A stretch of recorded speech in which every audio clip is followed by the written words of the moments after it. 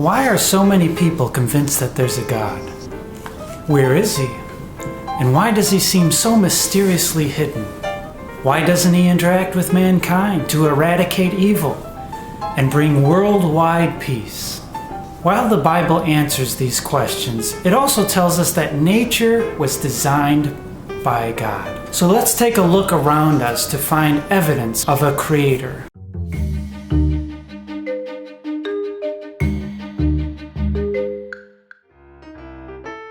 All around us we see the mystery of life.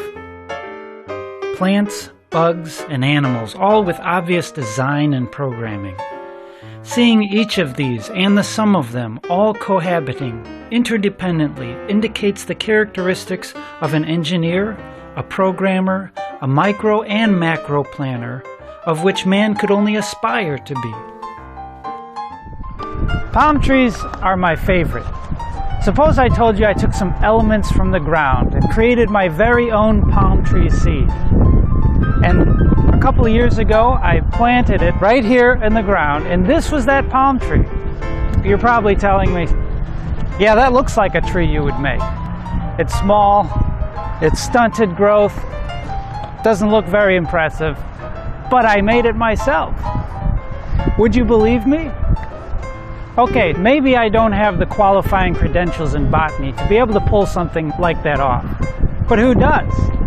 Truth is that not one person on the entire planet could do something like that. We haven't risen to the level of sophistication to be able to create our own palm tree seed, or any other kind of seed for that matter.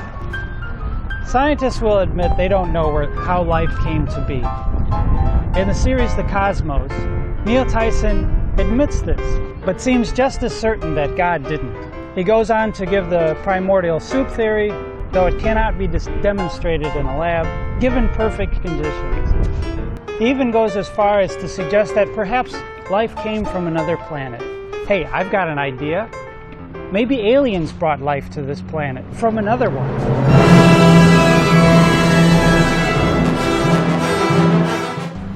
Obviously, this doesn't solve the problem, but only puts it off to another place in another time.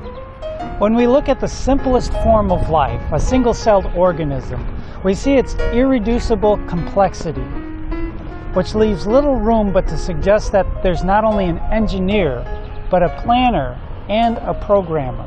Look at this city behind me. Each building was designed to include plumbing, electricity, and communication networks. People go about exchanging goods and services, cars drive about, yet one single-celled organism is more complex than this entire city. Given these facts, and using logic, what conclusion can we come to concerning the origin of life? This, I suggest to you, is our first clue in discovering a creator. In our next video, we'll disclose the second clue. I hope you're subscribed so you don't miss it.